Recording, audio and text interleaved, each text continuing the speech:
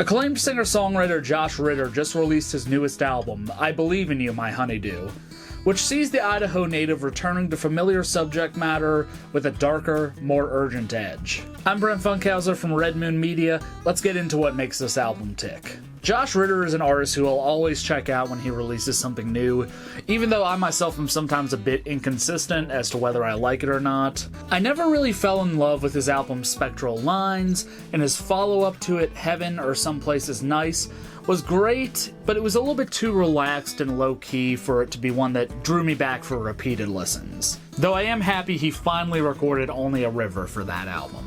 I've been following Josh Ritter since Jason Isbell produced his 2019 album Fever Breaks, which actually featured the 400 unit sitting in as his backing band for those sessions.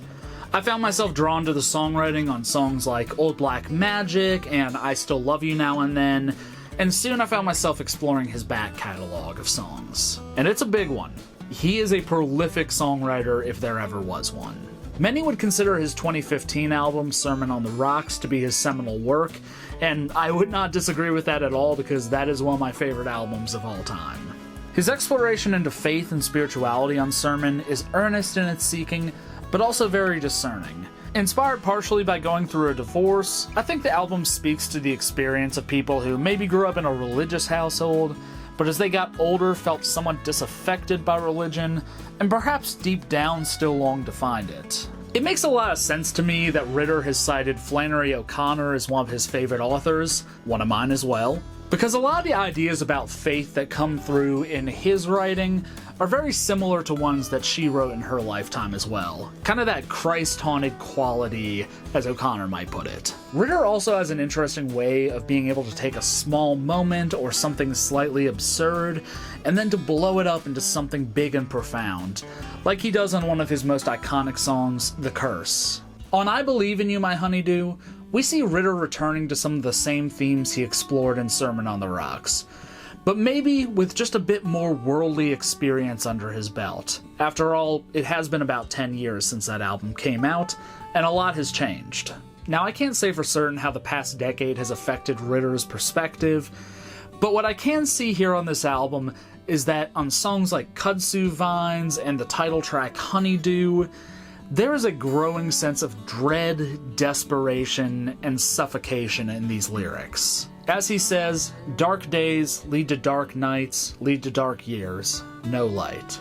Indeed, there is a sense of darkness that underlies this album, with the characters that inhabit its songs searching for their own salvation from it. Religious themes permeate this album on songs like Wild Ways, You Won't Dig My Grave, and Noah's Children, the latter of which I can only really describe as having kind of an indifferent, casual approach to the apocalypse. References to angels, Jesus and Mary, higher callings, heaven, and other religious imagery and language line the lyrics of these songs, creating a world that is infused with religion without being smothered by it.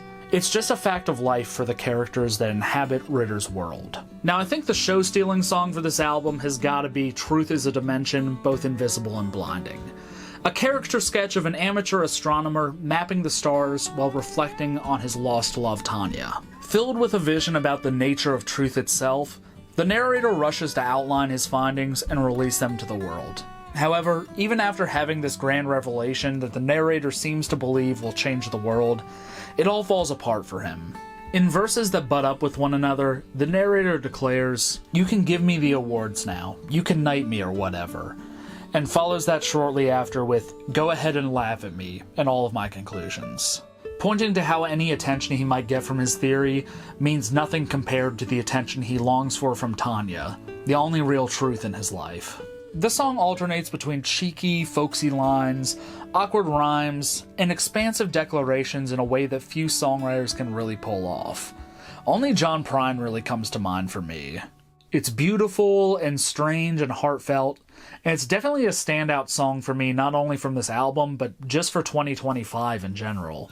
In Truth is a Dimension, Ritter also does some kind of interesting inflections with his voice to help him inhabit the character, Something that I notice he does in other areas of this record as well. He's being a lot more expressive on this album, kind of singing more like an actor would on a stage show than a folk or rock singer might, focusing more on inhabiting a character than a straight-ahead musical performance. It's kind of like how Bob Dylan's voice tends to morph to the particular song or project he's working on, and it really helps give a lot of character and warmth to the songs on this record. They feel a lot more alive. Speaking of Josh's performance, though, we have to acknowledge that the performances on this record and the production behind it are very strong as well. Sam Kassirer, a longtime collaborator with Ritter, working with him on multiple albums all the way back to 2007, produced this album and really pulled an exceptional performance and sound out of the musicians. This is really nerdy stuff, but the musician in me loves the electric guitar tones throughout this album, and I really want to figure out how to achieve some of them on my own. Particularly that crackly electric guitar tone on Honeydew. Fantastically produced album, great performances all around from both Josh and the band, and very well mixed and mastered too. There are some moments on this album that don't really hit as hard for me. In particular, I kind of feel like the back half of the album drags a bit, despite some great lyrical moments throughout. I find the delivery of kudzu vines kind of obnoxious, even though I understand the commentary that the song is trying to make. Thunderbird and I'm Listening are fine enough songs, but they do kind of fade into the background compared to some of the meatier cuts on this record. All that said, I think Ritter's most interesting reflection on faith on this album comes in the final track, The Throne, where Ritter seems to encourage listeners that if they don't feel satisfied with the world we're living in right now, it's up to you to change something about it. To me, the statement, "I have been to the throne and there was nobody in it," is a call to action. That no one is coming to save us, and if we want change, stop waiting for it. In a time where we're feeling a lot of unrest in our country and in the world, and a lot of people are losing hope in the future, it's a powerful reminder that we have free will and an ability to create the life that we want. Josh Ritter continues to be an artist to watch, and while I don't feel like this album hits some of the same highs for me as previous releases, it is full of great songwriting and performances. It's probably the album of his I've enjoyed most since Fever Breaks, and some of these songs are real standouts that I'll be coming back to for a while. Overall, pretty good record. Recommend you check it out, especially if you appreciate seeing a master lyricist at work. Alright, that's all I got. What do you think of this record? What's your favorite song off it? Let me know in the comments below. I'm Brent Funkhauser from Red Moon Media. Thanks for watching. If you enjoyed this, please subscribe. I talk about roots music, Americana, folk, independent country, all that kind of stuff here on this channel. And if you follow along, I might be talking about some of your favorite artists here soon. Thanks for watching.